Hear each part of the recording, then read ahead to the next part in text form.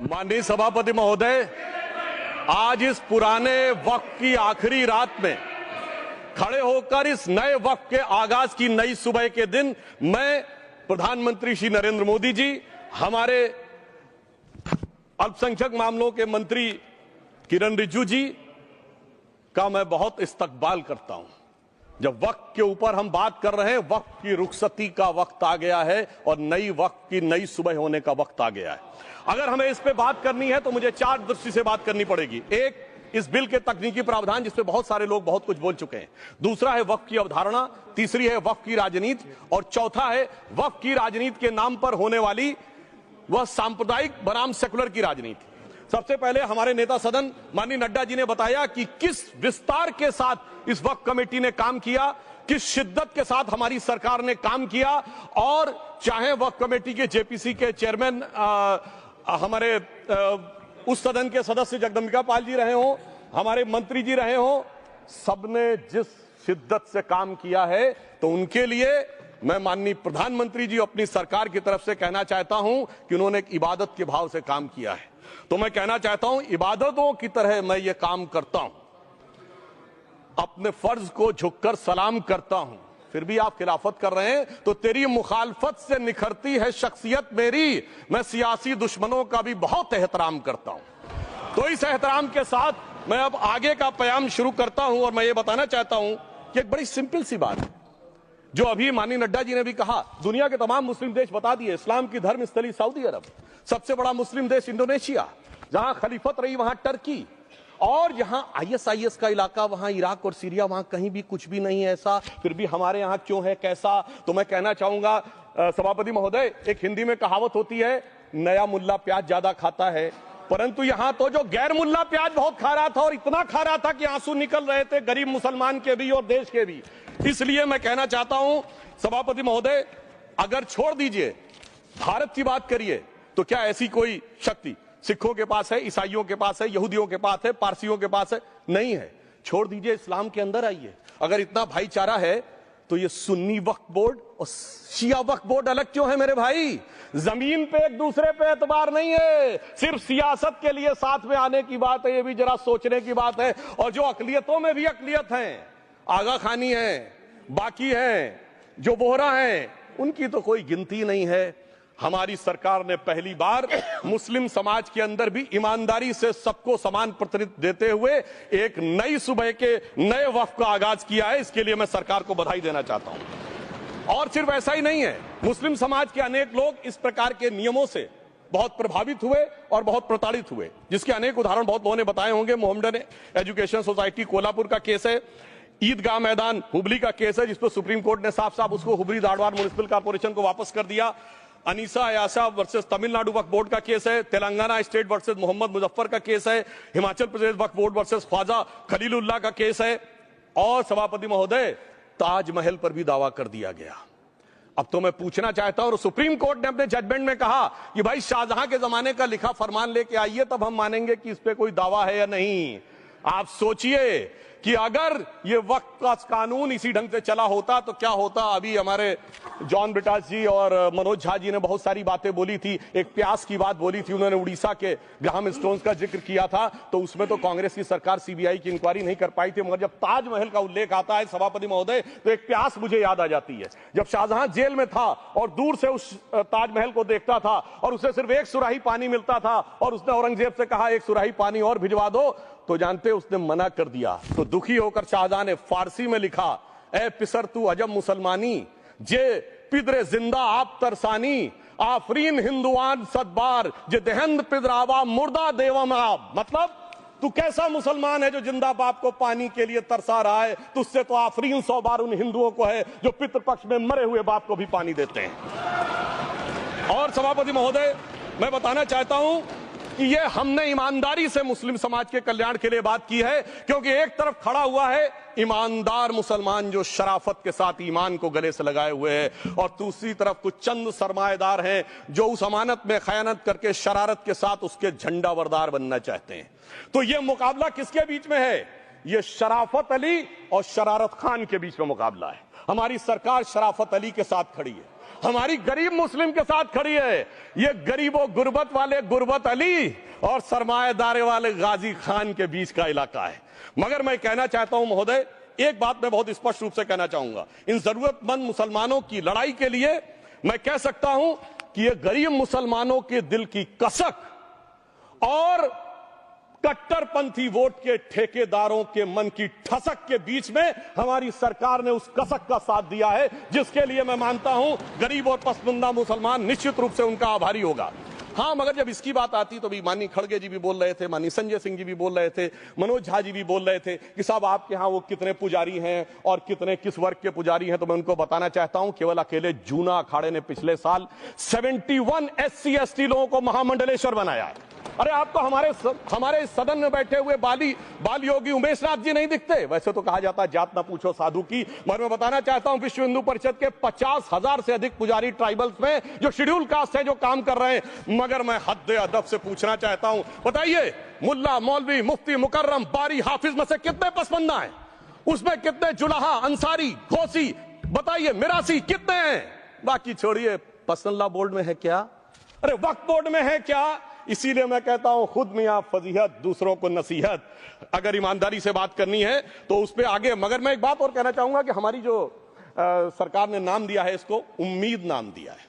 और ये उम्मीद है किसके लिए? उस ईमानदार मुसलमान के लिए और देश के हर खास व आम के लिए ये उम्मीद है। मगर सभापति महोदय, कुछ लोग वो हैं जो उम्मा का ख्वाब पाले हुए थे। उम्मा शायद हमारे बहुत से लोग समझते हो ना समझते हो, पूरी एक एंटायर जो इस्लामिक खलीफत और राज होता है उसको उम्मा कहते हैं। उम्मीद वालों को तो उम्मीद की नई रोशनी दिख रही है, उम्मा वालों की उम्मीद पे पानी फिर रहा है। तो ये उम्मीद और उम्मा के बीच का भी मामला है। परंतु मैं ये भी कहना चाहूंगा सभापति महोदय, इसके बाद सिर्फ ऐसा ही नहीं था। प्रॉपर्टीज के ऊपर, तमाम सरकारी प्रॉपर्टीज पे, जिसमें बहुत डिटेल में हमारे साथी लोग गए, मैं डिटेल में नहीं जाना चाहता। भोपाल का विषय है, हैदराबाद का विषय है, मुंबई का है, लखनऊ का है, पटना का है, बहुत प्रकार से है। माननीय लालू प्रसाद यादव जी का विषय जब बताया गया था तो बहुत ज्यादा हमारे मनोज झा जी बोल रहे थे, तो अब मैं उसके डिटेल में नहीं जाना चाहता हूं। सबने वो वीडियो देखा है। बस एक लाइन में उनके लिए कहना चाहूंगा, वो कुछ भी बोल रहे हैं, जिसे कहते हैं बिगड़ी बात बने नहीं, लाख करो किनकोए, रहीमन बिगड़े दूध को मथे न माखन होए। अब जो बोलना था वो बोल चुके, सबके सामने वो आ चुका। अब एक बात और है, दूसरे धर्म स्थलों के बारे में विषय आता है, तो मैं याद दिलाना चाहता हूं केरला के कैथोलिक चर्च ने 31 मार्च 2025 को जो लिखा, सिर्फ उसकी लास्ट की 2 लाइन बोलना चाहता हूं। We request the central government to get the amendment bill passed as early as possible so that the tears of thousands of suffering people in the place like Munambam can be wiped out only by a legal amendment that can provide a permanent solution to their suffering. We urge all the MPs from opposition party to support the bill so that the historic legislation can become unanimous. मगर सभापति महोदय, ये अल्पसंख्यकों की बात करने वाले जब अल्पसंख्यक की बात आती तराजू पे तोलते हैं, किसका वेट ज्यादा है, किसकी धमक ज्यादा है, किसकी खनक ज्यादा है, फिर तय करते हैं कि माइनॉरिटी के साथ आना है, किस माइनॉरिटी के साथ नहीं आना है। और मैं एक और बात कहना चाहता हूं, तमिलनाडु के तिरुचेरी मंदिर की बात आई, यमुनानगर में गुरुद्वारे की बात आई, केरल में क्रिश्चियन कम्युनिटी की जमीन की बात आई। बहुत सारे लोग प्लेसेस ऑफ वर्शिप के एक्ट की बात करते हैं, तो as per places of worship act Tamil Nadu का मंदिर का तो स्टेटस नहीं चेंज हो सकता भाई। 15 अगस्त 47 के बाद किसी प्लेस ऑफ वर्शिप का स्टेटस नहीं चेंज हो सकता, तो वक्फ बोर्ड को क्लेम फॉरफिट कर देना चाहिए, because it is in contrast to the places of worship act. परंतु अब सुनिए, यही गुरुद्वारे के बारे में भी होना चाहिए। मगर सभापति महोदय, चाहे वक्फ बोर्ड का एक्ट हो, चाहे प्लेसेस ऑफ वर्शिप एक्ट हो, एक ही को फायदा होना है, जिसे कहावत में कहते हैं खरबूजा छुरी पर गिरे या छुरी खरबूजे पे गिरे, आखिर में कटना भगवे रंग के खरबूजे को ही होता है। अब मैं यह भी बताना चाहता हूं कि इन संपत्तियों के द्वारा जो कुछ हुआ, उन्होंने इतनी चीजों को लिया है, इतनी चीजों को लिया है। एक पुराना उर्दू का शेर है कि मिटे नामियों के निशान कैसे कैसे, और ये जमीन खा गई आसमां कैसे कैसे।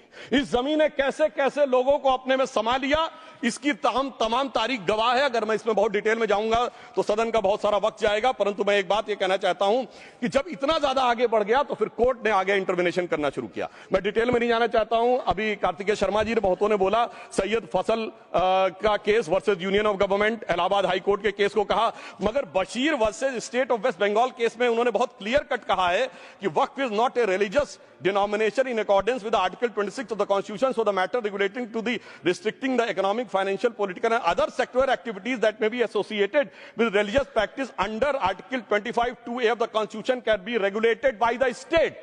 तो मुझे लगता है अब इसके बाद कोई किंतु परंतु का स्कोप नहीं रह जाना चाहिए। परंतु उसके बाद भी सभापति महोदय जो कानून को न माने, जो कहे संविधान को नहीं मानेंगे और जो ये कहे कि साहब अदालत के आदेश को भी नहीं मानेंगे, तो फिर इसका मतलब उसके मन में तो एक ऐसी बादशाही आ गई है। इसके लिए मुझे सभापति महोदय वो पुरानी वाली फिल्म अगर लोगों को याद हो तो मुगले आजम का वो सीन याद आता है कि जब अकबर ने अनारकली को कैद कर लिया तो सलीम कहता है जब्त मैं करूं जिसकी की जमीन वीरान हो गई है, जब्त वो न करे जिनके सिर्फ शौक के बाद चाहत को ठेस पहुंची है। ये जिल्ले इलाही की बादशाही नहीं बल्कि खुदाई है। मैं कहना चाहता हूं जो संविधान को न माने, कानून का न माने, इसका मतलब वो अपनी खुदाई में जी रहा है। तो ये वो लोग हैं। और वैसे मैं सभापति महोदय खुदाई से आजकल बहुत से लोगों को डर लगता है, क्योंकि जहां जहां खुदा है वहां वहां भगवान है, जहां जहां खुदा है वहां वहां भगवान है। बाकी आप सब बहुत बुद्धिमान हैं। अब मैं ये भी बात कहना चाहता हूं, और वैसे आखिर में उस अनारकली को कैद से छुड़ाने के लिए सलीम का एक हिंदू साथी दुर्जन सिंह ही आया था। मैं कह सकता हूं कि वक्फ की इस मुकद्दस जमीन को अगर कैद करके रखा है तो उन चंद लोगों ने जिनके दिमाग आज भी उन चीजों में भरे हुए हैं कि कोई समझता हम तो किसी जमाने में हुक्मरान वक्त थे, कोई कहता हुजूर नवाब थे, कोई कहता बादशाह आलमगीर थे, कोई कहता है पातशाह गाजी जिंदा पीर थे। तो नदीमुल हक साहब ने जो बोला था ना, किसी के बाप का हिंदुस्तान थोड़ी है, बिल्कुल मैं कहना चाहता हूं जिन्होंने इस देश के लिए खून बहाया उनके बाप का हिंदुस्तान है, उस गरीब मुस्लिम कारीगर के बाप का हिंदुस्तान है। पर जो ये कहते हैं कि आगरे का लाल किला किसके बाप ने बनवाया, आगरे का किला किसके बाप ने बनवाया, दिल्ली का किला किसके बाप ने बनवाया, हैदराबाद का चार मीनार किसके बाप ने बनवाया, उसके बाप का यह हिंदुस्तान नहीं है। और उसके बाद भी जो आप करना चाहते हैं, अगर इस रास्ते में आप कांटे बिछाना चाहते हैं, तो उनके लिए एक लाइन कहना चाहता हूं सभापति महोदय, तेरी तमन्ना है पर हम खार न बोने देंगे, खार कांटों को कहते हैं, तेरी तमन्ना है पर हम खार न बोने देंगे, तुझे हम राह की दीवार न होने देंगे, तू सबको रौंद कर आगे जो निकलना चाहे हम तेरी इतनी भी रफ्तार न होने देंगे। और इसीलिए हमारी सरकार ने इस विषय के ऊपर एक सही और सटीक प्रयोग करने का प्रयास किया है। मैं दूसरी बात यह भी बताना चाहता हूं, हमारे डीएमके के तिरुचि शिवाजी ने अनायास अकारण यह बात बोली थी कि उस समय जब जिन्ना का उल्लेख करते हुए उन्होंने कहा कि पार्टीशन के समय, तो मैं उनके सुलभ संज्ञान के लिए बता देता हूं, 1946 की कॉन्स्टिट्यूएंट असेंबली में मद्रास प्रेसिडेंसी में 30 आउट ऑफ 30 सीट जो थी वो मुस्लिम लीग ने जीती थी विद 95% ऑफ वोट्स, और एक भी मुस्लिम वहां के बाद बाहर नहीं गया। इसलिए मैं ईमानदारी से कहना चाहता हूं फैक्ट को समझिए। और जो मद्रास प्रेसिडेंसी के मुस्लिम लीग के अध्यक्ष थे और पीजे पोकर साहब बहादुर और मोहम्मद इस्माइल, वही बाद में इंडियन यूनियन मुस्लिम लीग के अध्यक्ष बने, और उन्होंने 28 अगस्त 1947 को सेपरेट इलेक्टोरेट मांगे। जो कोई जाके कॉन्स्टिट्यूएंट असेंबली की डिबेट में पार्लियामेंट किया, आप वेबसाइट पे पेज नंबर 270 पे जाके पढ़ लीजिएगा, सरदार पटेल ने बड़े गुस्से में इस बात को कहा, अब जो हो गया सो हो गया, एक रात में दिल नहीं बदल गया, मगर अब देश के लिए कैसे आगे बढ़ना है उसके लिए ईमानदारी से आगे आओ। और खैर मैं अंबेडकर जी और पटेल जी के बहुत सारे वो कोट कर सकता हूं, सारी बातों को छोड़िए, मगर अफसोस की बात यह है सर कि अभी मनोज झा जी ने बोला था हम में से कोई शक है, कोई हूण है और ये करिए। अरे भैया जमाने चले गए, अब जेनेटिक सीक्वेंसिंग का जमाना आ गया है। और जेनेटिक सीक्वेंसिंग ने क्या प्रूव किया है, दुनिया के सबसे बड़े मुस्लिम देश इंडोनेशिया के राष्ट्रपति आए थे और राष्ट्रपति भवन में उन्होंने डिनर के दौरान कहा कि few weeks back I got my genetic sequencing done and I was told that I am an Indian GDN. अरे साहब कहां गुलामी की मानसिकता में पड़े हुए हैं सभापति महोदय। और यहां गुलामी की मानसिकता इस कदर पैबस्त है लोगों के दिमागों में। किसी सदन के एक सदस्य यहां विराजमान है, वो उस समय महाराणा सांगा का उल्लेख कर दिए। मैं ईमानदारी से कहता हूं एक भी इंडियन सोर्स में इसका उल्लेख नहीं है, सारे के सारे फॉरेनर्स और लुटेरों के सोर्स में उल्लेख है। इसीलिए मैं कहता हूं ये गुलामी के जिन्होंने गुलाम बनाया उनके सोर्सेस पे यकीन ना करिए। और वैसे थोड़ा सा आउट ऑफ कॉन्टेक्स्ट हो तो ये भी बोल दूं, हमारे सदन के बहुत सदस्यों को नहीं पता होगा, अलेक्जेंडर के आक्रमण का किसी भारतीय सोर्स में कोई उल्लेख नहीं है। पोरस नाम के किसी राजा का उल्लेख नहीं है, सिर्फ और सिर्फ ग्रीक में है। इसलिए गुलामी की मानसिकता से बाहर निकलिए, तब इन चीजों को आप सही ढंग से समझने में सफल होंगे। मेरा अब यह भी अनुरोध अपने सदस्यों के साथ है। वक्त की अवधारणा के बारे में बहुत कुछ बोला जा चुका है कि ये ओरिजिनली कहां से आया, पर मैं इतना कहना चाहूंगा, सबसे पहले वक्त का उल्लेख आता है जब ससनिड एम्पायर को खलीफा उमर ने कैप्चर किया, तो आज का जो सदर्न इराक है उसके इलाके को उन्होंने वक्त डिक्लेयर किया और वो स्टेट के द्वारा कंट्रोल होता था। स्टेट के बारे में माननीय नड्डा जी ने अभी बताया कि बड़े बड़े देशों में किस ढंग से होता था। सर सैयद अहमद खान ने भी वक्फ को मूल इस्लाम का हिस्सा न मानते हुए इसके लिए मुजार शब्द कहा है जो शरिया के अंतर्गत आता है, और इसी के लिए उन्होंने फतवा आलमगीरी को भी कोट किया था। और इसीलिए 1894 की जो प्रिवी काउंसिल का जजमेंट जो आया था वो वक्फ अल औलाद के खिलाफ आया था। मगर सभापति महोदय, 1906 में कलकत्ता कांग्रेस अधिवेशन में कांग्रेस ने प्रस्ताव पारित किया कि प्रिवी काउंसिल के जजमेंट में कुछ गलती है, इसे बदलना चाहिए।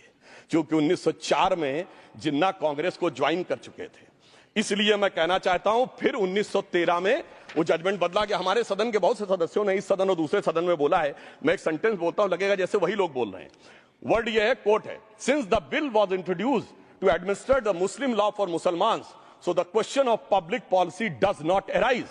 लगता है जैसे हमारे कोई सदस्यों में बोल रहा हूं। सर, ये मोहम्मद अली जिन्ना ने अप्रैल 1913 में ही used this word while moving the report of the select committee to the imperial legislative council. Sir, 1913 से 2013 तक भाषा ही नहीं बदली, और आज भी भाषा नहीं बदल रही है। हमें ईमानदारी से, और उस समय यूपी और बंगाल ने उसका विरोध किया था, आज यूपी और बंगाल के लोग किस तरीके से साथ में है वो पूरी तरीके से दिखाई पड़ता है। इसलिए हम ये कहना चाहते हैं, हाँ, एक प्रश्न बहुत उठाया जाता है कि केवल मुस्लिम ही वक्फ को क्यों दान दे सकता, ऐसा वक्फ बोर्ड में क्यों संशोधन किया गया।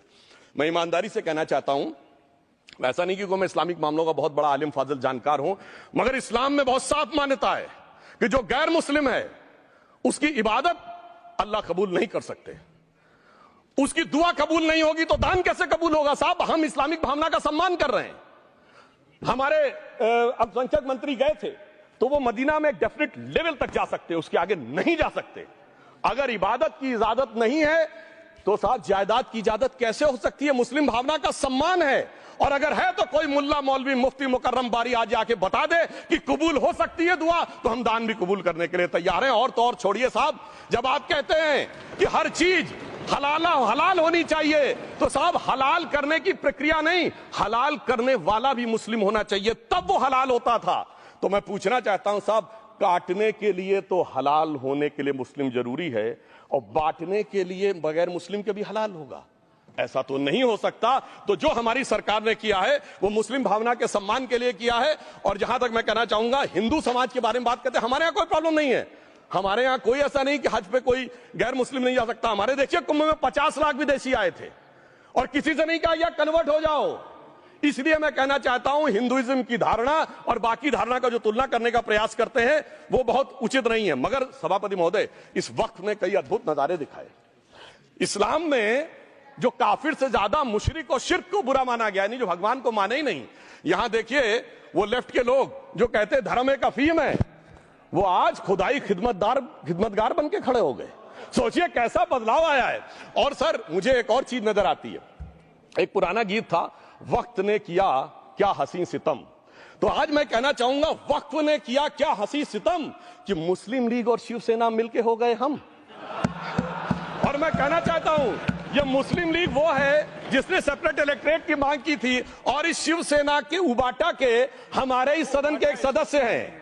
और सर, हमारे साथ मुरली जी बैठे हैं, मुरली देवड़ा जी ने मुझे याद दिलाया, उन्होंने, मिलिंद देवड़ा जी ने याद दिलाया, उन्होंने कहा एक जमाने में उन्होंने कहा था मुस्लिमों की नागरिकता छीन लेनी चाहिए। इसीलिए मैं कह रहा हूं, वक्त ने किया क्या हसी सितम, ये दोनों मिलके हो गए हम। और सर, मैं इसके बाद एक टेक्निकल बात करना चाहता हूं। जब इन्होंने टाइम ड्यूरेशन हटा दिया था और बैक में पीछे जा सकते थे, तो मैं पूछना चाहता हूं सर कि जब ब्रिटिश हुकूमत आई तो उसने तो मुगलों सारी हुकूमत ले ली थी, तो उनका मालिकाना हक कैसे हुआ? सर, 1707 के बाद तो इस्लामी हुकूमत दिल्ली से खत्म हो गई थी। एक आखिरी मुगल बादशाह शाह आलम के लिए तो बोला जाता था सल्तनते शाह आलम दे लाल किले ते पालम, यानी आज का IGI एयरपोर्ट। तो साहब उसके बाद ये गुजरात के सूरत से लेकर लखनऊ तक उनका मालिकाना हक निकलने कहां से लगा? अरे भाई, जब दिल्ली को कैप्चर किया था अंग्रेजों ने तो सारी जमीन अंग्रेजों की थी। तो जब मैं अपने कांग्रेस के मित्रों से पूछना चाहता हूं, ये जब गवर्नमेंट ऑफ इंडिया एक्ट में पावर डीड ट्रांसफर की थी तो पढ़े नहीं थे क्या? या खोखले कागज पर साइन कर लिए थे, या कागज सही था, आप खोखला करने की बात है। मैं पूछना चाहता हूं, जब 250 साल तक वो हुकूमत ही नहीं रही तो उस हुकूमत के फरमान की लेजिटिमेसी कैसे हो सकती है? ये मैं कानूनविदों के लिए भी एक फूड फॉर थॉट रखने की बात करता हूं। और दूसरी बात मैं कहना चाहता हूं, ये किन हुकूमतों की बात कर रहे हैं सभापति महोदय? अगर सूरत नगर निगम पे दावा है मुगल के जमाने का और तमिलनाडु के मंदिर पर अरकाट के नवाब का, सभापति महोदय, ये वो हुकूमतें थी जो जजिया लगाती थी, ये वो हुकूमतें थी जो जिम्मी का कॉन्सेप्ट रखती थी, ये वो हुकूमतें थी जो गाजी की बात करती थी। क्या भारत के संविधान में उन हुकूमतों के फरमान को सही मान्यता देना सही है? बिल्कुल गलत है। मैं कहता हूं, बाबा साहब अंबेडकर के संविधान में यदि आप ऐसी हुकूमतों के फरमान को रखने की कोशिश करते हैं तो this is fraud on constitution. और हमारी सरकार ने अगर बैकडेट से वो बंद किया है तो उस फ्रॉड को रोकने की पूरी व्यवस्था की है। और यहां पर मैं ये भी कहना चाहता हूं सभापति महोदय, जमींदारी उन्मूलन 1948 में हो गया, मगर ये बाद में जमींदार कैसे क्रिएट हो गए? हमने बचपन में विनोबा भावे, हम लोग के जन्म से बहुत पहले की बात है, विनोबा भावे जी के भूदान आंदोलन की बात सुनी थी, जिसमें जमींदारों से पैसा लेके जमीन लेके गरीबों को दी जाती थी। पर सभापति महोदय, कभी आपने सुना कि गरीबों की जमीन जमींदारों को मिल जाए?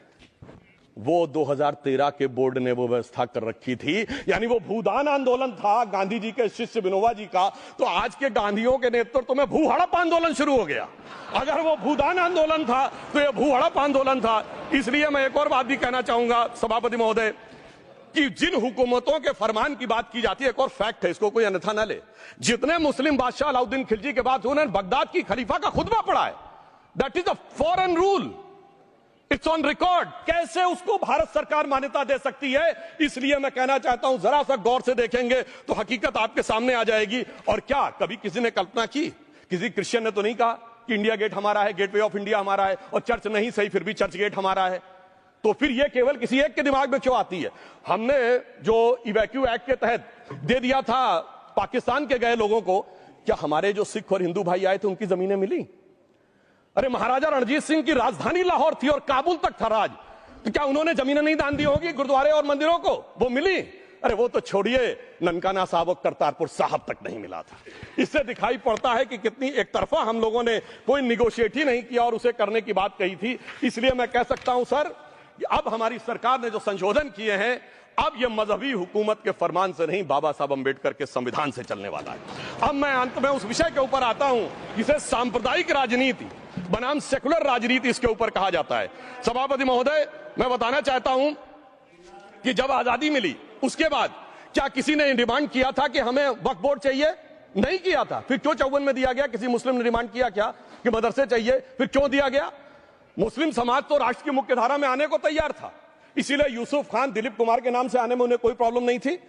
महजबीन बानो को मीना कुमारी के रूप में आने में प्रॉब्लम नहीं थी। मुमताज बेगम को मधुबाला बन के आने में प्रॉब्लम नहीं थी। हामिद अली को अजीत के रूप में आने प्रॉब्लम नहीं थी। मगर, और मैं यह भी बताना चाहता हूं, मुस्लिम समाज में बहुत बड़ा तबका उस समय इस बात को सोच रहा था, और अभी कपिल सिब्बल साहब बोले, ये उस चीज के वकील नहीं, इन्हें पता होना चाहिए, पता होगा कि सुन्नी सेंट्रल वक्फ बोर्ड राम मंदिर में 1961 में मुद्दई बना है, 12 साल के बाद। क्योंकि के मोहम्मद ने लिखा है कि एक बहुत बड़ा तबका था जो ये मानता था कि हमें इस चक्कर में नहीं पड़ना चाहिए। मगर अफसोस कि वही लेफ्टिस्टों, सेकुलरिस्टों ने उनको समझाकर इस मुकाम तक लाकर खड़ा कर लिया। अब यहां मैं एक और बात कहना चाहूं, खैर छोड़िए उन सरकारों ने बाद में क्या दिया, मगर उसके बाद सुनिए, इंदिरा जी के जमाने में मुस्लिम पर्सनल लॉ बोर्ड आया, तो राजीव जी के जमाने में शाहबानो केस आया, तो नरसिम्हा राव के जमाने में 95 का एक्ट आया, तो मनमोहन सिंह जी के जमाने में 2013 का एक्ट आया, मगर इलाज नहीं निकला। तो इसे एक शेर में कहूंगा कि मरीजे सेकुलर इश्क पर लानत खुदा की, मर्ज बढ़ता गया जो जो दवा की। अब मैं सभापति महोदय एक और बात कहना चाहता हूं, शुरू के 20-25 साल में मुस्लिम समाज के बारे में मैं कहना चाहता हूं। आज जब आजादी मिली तो मुस्लिम समाज के प्रतीक कौन थे?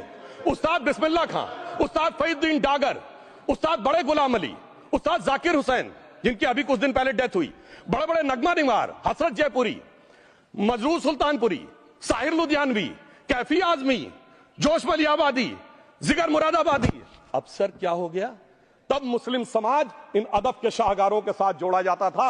आज मुस्लिम समाज का नेतृत्व किन लोगों के साथ जोड़ता है? इशरत जहां, याकूब मेनन, मुख्तार अंसारी, अतीक अहमद, दाऊद इब्राहिम, कौन जोड़ रहा है ये? तब से सर जब से ये सेकुलर हो गया देश 1976 से और सेकुलर सियासत शुरू हुई, उसने ले जाकर इनको इस मुकाम तक पहुंचाया। और इस वक्फ बोर्ड के बिल में भी जो बात कही जा रही है, सर, मुस्लिम समाज को यह समझाया गया कि तुम्हें बीजेपी वालों को तुमसे बड़ी अदावत है और कहा गया इनको बड़ी मोहब्बत है। जब यह देश आजाद हुआ, मैं उत्तर प्रदेश का रहने वाला हूं, उत्तर प्रदेश में 1931 की संसद में 8% रेट ऑफ डेथ थी और सैयद मुसलमानों में 24% थी।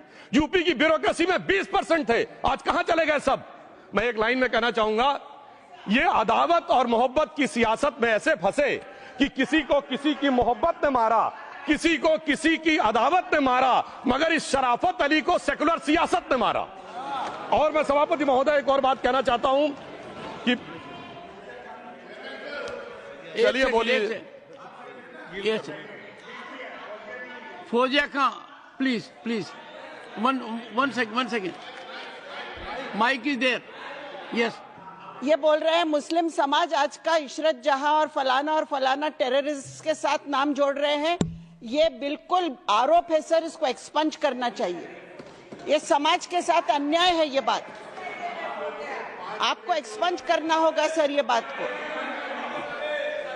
एक honourable member, if you would carefully go through what Sudhanshu has said, I am sure you will appreciate his spirit. Just think for a moment. He has not cast any aspersions. Sudhanshu, go ahead. Time में जवाब दूंगा और उसके बाद ये हमारा सदन माने ना माने, जो देख रहे होंगे उनके लिए कहना चाहता हूं, sir, doctor APJ Abdul Kalam. One second. काहे परेशान? Vaiko ji, honourable member, Vaiko ji, oh my God, Vaiko ji,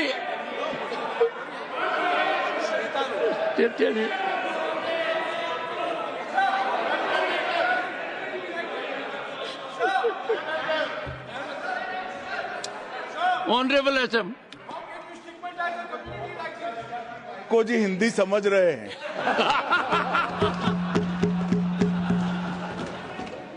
One second. Fauziya Khan, one second. First, I think. One second. Sir क्या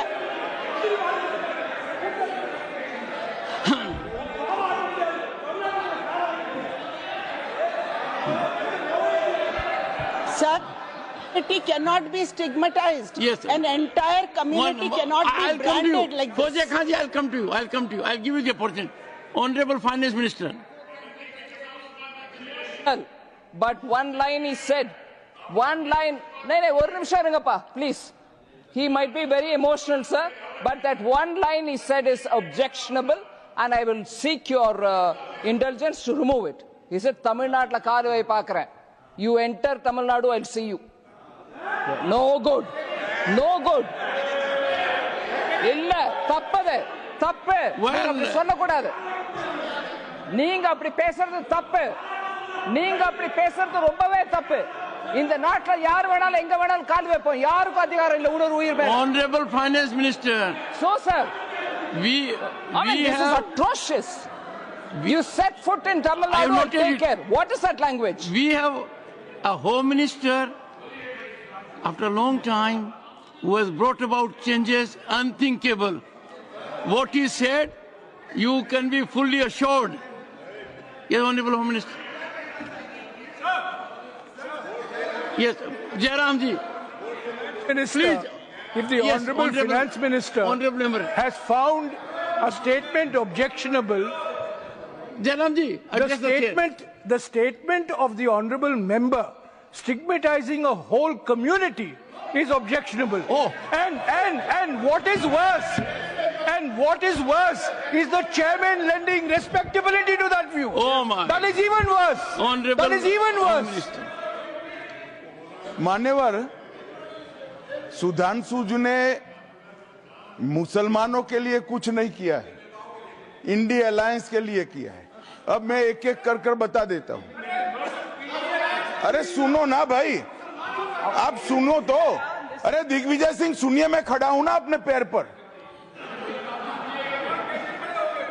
मान्यवर सुधांशु जी ने कहा इशरत जहां, यही एनसीपी पार्टी ने इशरत जहां के घर पर जाकर रुपयों का इनाम भी दिया था और उसको शहीद बताया था।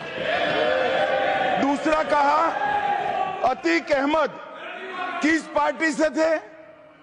इंडिया अलायंस की। दूसरा कहा अंसारी किस पार्टी से? कांग्रेस और इंडिया अलायंस के। ये सारे नाम आपके साथ जुड़े हैं भाई। उल्टा उन्होंने तो मुसलमान कम्युनिटी से तो ढेर सारे शायरों का नाम दिया जिन्होंने साहित्य की सेवा की और ढेर सारे साहित्य की रचना की। मन Sudhanshu, he is not yielding now. Sudhanshu. सबसे पहले मैं तमिलनाडु का जवाब देना चाहता हूं। यस सभापति महोदय, तमिलनाडु से ही डॉक्टर एपीजे अब्दुल कलाम थे और मैं सारे सदन से कहना चाहूंगा डॉक्टर कलाम का नमाजे जनाजा और याकूब मेनन का नमाजे जनाजा एक ही दिन हुआ।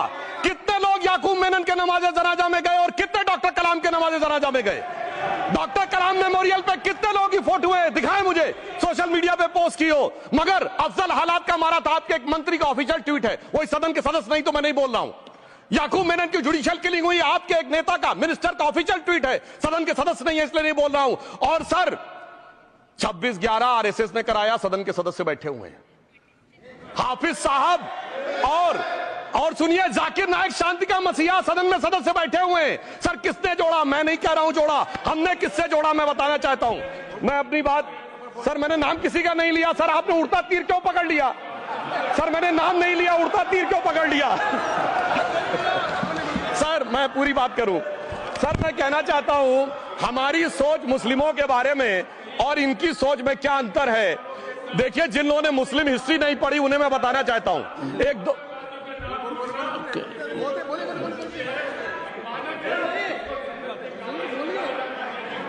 सभापति महोदय, मैं थोड़ा उन लोगों को इस्लामिक हिस्ट्री के बारे में बताना चाहता हूं। Honourable Digvijaya Singh, please, no, I'll give a chance. I'll give.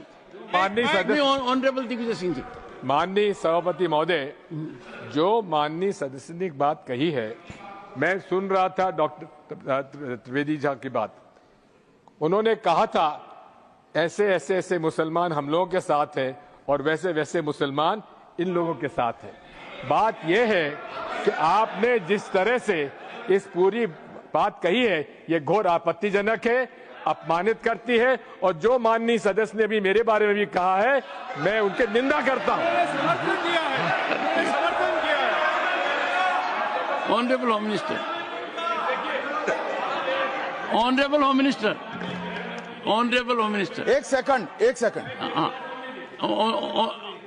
Okay, one second, your mic will be on. जी महोदय, मुझे ये सब कहने की जरूरत नहीं है, लेकिन जो गुजरात में दंगे और फसाद हुए कौन कौन उसके लिए जिम्मेदार थे बताइए। Honourable home minister.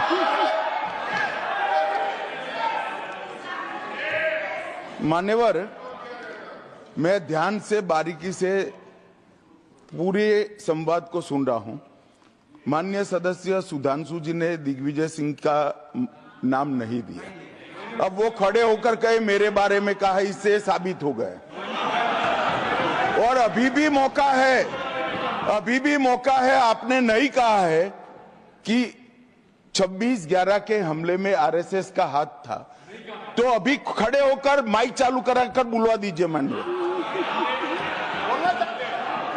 और आपत्तिजनक बात है, मैंने ये बात कभी नहीं कही है, ये आप लोगों का प्रचार है। मेरी आपत्ति इस बात की थी कि सभी माननीय सदस्य ने और बात कही है कि अब हमारे तरफ ऐसे ऐसे मुसलमान थे और वैसे वैसे मुसलमान हम लोग की तरफ थे। ये पूरे समाज के साथ, पूरे अल्पसंख्यक समाज के साथ अपमानजनक बात है। और माननीय सभापति महोदय, आप बताइए, माननीय गृह मंत्री जी, आप वहां पर जब गृह मंत्री थे, जब दंगे हुए थे, तो आप लोगों का क्या रोल था ये जन जाहिर होम मिनिस्टर।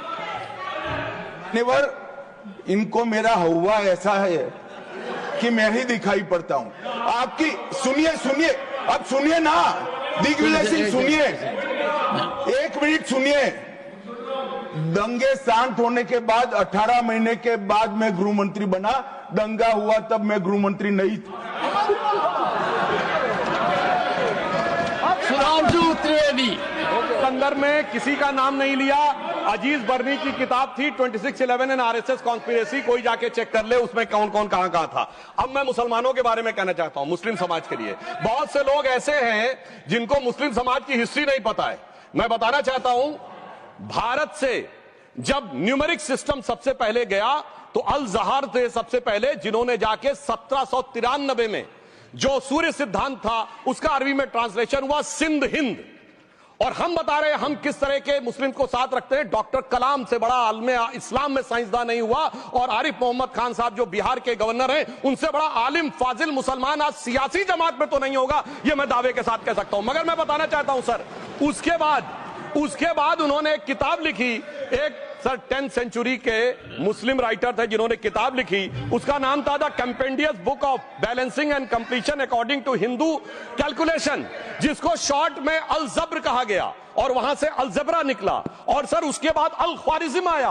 और सर आज मेरे ख्याल से सदन के बहुत से लोगों को नहीं पता होगा, ये जो एल्गोरिथम वर्ड है ये अल ख्वारिज्म से आया हुआ है। एक जमाने में इस्लाम में बैतुल हिकमत था, यानी वो सबसे बड़ा हिकमत का केंद्र था। जब एक से एक लोग होते थे, बहुतों को नहीं पता होगा कि कोलंबस ने जिस नक्शे के थ्रू दुनिया ट्रेवल किया था वो बनाने वाला भी एक मुस्लिम था, अल इदरीसी।